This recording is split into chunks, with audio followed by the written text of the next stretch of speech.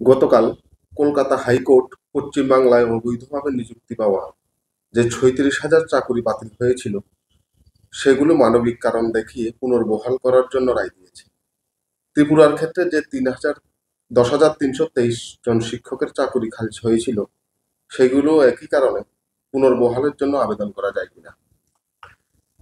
হ্যাঁ, আমিও খবরটা দেখেছি যে মাননীয় কলকাতা হাইকোর্ট যে ৩৬,০০০ চাকুরি যেগুলো অবৈধভাবে এই চাকুরি নিযুক্তি হয়েছে এই কারণে খারিজ করেছিল, সেই চাকুরি পুনর্বহাল করার জন্য নির্দেশ দিয়েছে মানবিক কারণ দেখিয়ে।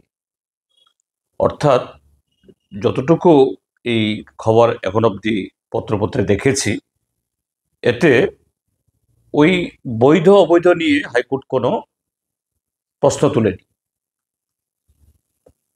৩৬,০০০ চাকুরি অনেকদিন তারা করেছে, এখন চাকুরি যদি চলে যায় বা চলে গেছে, এই পরিবারগুলো কি করে চলবে, সেই মানবিক কারণ দেখিয়ে এটা পুনর্বিবেচনা করার জন্য তারা সেই সিদ্ধান্ত তারা গ্রহণ করেছেন। হ্যাঁ, এই যে রায় আসার পর ত্রিপুরাজ্যের মধ্যেও নানা মহলে এটা আলোচনা হচ্ছে ইতিমধ্যেই। কিন্তু আমি এই জায়গায় একটা কথা বলে রাখছি, পশ্চিম বাংলার এই ৩০,০০০ চাকুরি খারিজ হওয়ার পেছনে সেখানে নানা ধরনের অনিয়ম, একেবারে চাকুরির পরীক্ষা না দিয়ে, ইন্টারভিউ বোর্ডে না বসে এবং ঠিকঠাকভাবে কাগজপত্র জমা না দিয়ে এরকম ভুরি ভুরি চাকুরির সে প্রমাণপত্র পেয়েই এই চাকুরি খারিজ করা হয়েছে। ত্রিপুরার ক্ষেত্রে চাকুরি খারিজ হলেও পশ্চিমবাংলা যে কারণে চাকুরি গেছে ত্রিপুরার 10,333 কারণে না।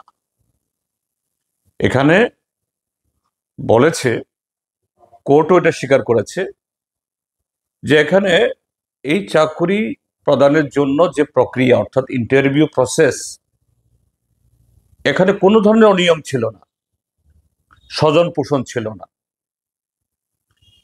এটা শুধু একটাই কারণটা কি, রিক্রুটমেন্ট রুলস। যে রিক্রুটমেন্ট রুলস 1980 ইংরাজি প্রথম বামফ্রন্ট সরকার থেকে চলে আসছিল,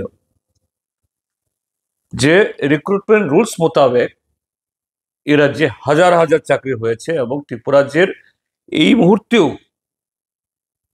প্রত্যেকটা দপ্তরে যতজন সরকার কর্মচারী আছেন তারাও এই রিক্রুটমেন্ট রুলস থেকে এসেছেন। কাজেই এটা নিয়ে অতীতে কোনো প্রশ্ন ওঠেনি, কিন্তু এই ক্ষেত্রেতে এই প্রশ্ন উঠিয়ে এটাকে খারিজ করা হয়েছে। অর্থাৎ এখানে কোনো অনিয়ম না, রিক্রুটমেন্ট রুলসের ক্ষেত্রেতে এটা সাংবিধানিক যে এই নিয়ম, এটা একটু ব্যতিক্রম হয়েছে। এই হলো কোর্টের অবজারভেশন। এখন এই ৩০,০০০ চাকরি মানবিক কারণে পুনর্বহালের যে ঘটনা ঘটেছে, আমি সেই প্রেক্ষিতে বলতে চাই যে এখন ত্রিপুরাজ্যের এই কেসটি হাইকোর্ট হয়ে সুপ্রিম কোর্ট অবধি গেছে, নানাভাবে গেছে, সুপ্রিম কোর্ট এই রায় বহাল রেখেছে। তাহলে এই যে মানবিক যে এই কারণ বা মানবিকভাবে এটাকে এই রায়টিকে পুনর্বিবেচনা করবে কে বা কে তুলবে? আমার যে কমন সেন্স, আমার যে সীমিত অভিজ্ঞতায় আমি যেটা বলতে চাই, এটা যারা ভিকটিম 10,323-এর মধ্যে, তারা হয়তো কেউ যদি এই দরখাস্ত করেন সুপ্রিম কোর্টে বা হাইকোর্টে, এটা শুনবে কিনা আমি জানি না, বা এরকম কোনো সুযোগ আছে কিনা আমার জানা নেই, আমি আইনজ্ঞ নই। কিন্তু অবশ্যই এটা আমি বলবো যে ত্রিপুরাজ্যের সরকার, ডক্টর মানিক সাহার নেতৃত্বে যে সরকার, এই সরকার, ডক্টর মানিক সাহা যিনি আমাদের রাজ্যের মাননীয় মুখ্যমন্ত্রী, তিনি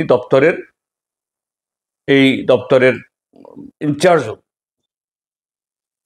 তিনি হয়তোবা সুপ্রিম কোর্টেই হোক বা হাইকোর্টে যে নজির কলকাতা হাইকোর্ট দেখিয়েছেন, সে নজির যাতে হাইকোর্ট বা সুপ্রিম কোর্ট এটাকে মেনে ত্রিপুরার ক্ষেত্রেতেও পুনর্বিবেচনা করেন, হয়তোবা এই আবেদন করতেই পারেন। যেহেতু প্রশ্ন তুলেছেন, আমি বলবো নিশ্চয়ই ত্রিপুরা রাজ্যের বহু সহৃদয় মানুষ এবং এই 2333-এর পরিবার, তারা তো এগুলো নিয়ে ভাবছেই, ইতিমধ্যে ভাবনা চিন্তা নিশ্চয়ই শুরু হয়েছে। আমি তাদের সকলের পক্ষ থেকে আমাদের রাজ্য সরকারকে বলবো যে এই বিষয়টা এইভাবে তারা ভাবতে পারেন কিনা, এই আবেদন সুপ্রিম কোর্টে বা হাইকোর্টে পৌঁছাতে পারেন কিনা, এটা করা দরকার। একটা চেষ্টা তো হতে পারে, এবং এই চেষ্টায় হয়তোবা সেরকম যদি সুপ্রিম কোর্টের মন গলে, যেহেতু সুপ্রিম কোর্ট অবধি গেছে, তাহলে 2333 ইতিমধ্যে এদের মধ্যে অনেকেই মারা গেছেন, অন্যরা অত্যন্ত কঠিন অবস্থায় তারা আছেন। এই ক্ষেত্রেতে সত্যিকারের একটা মানবিক পদক্ষেপ গ্রহণ করা হবে। এটা সরকারের তরফ থেকে এটা পুনর্বিবেচনা করতে পারলে ভালো হবে।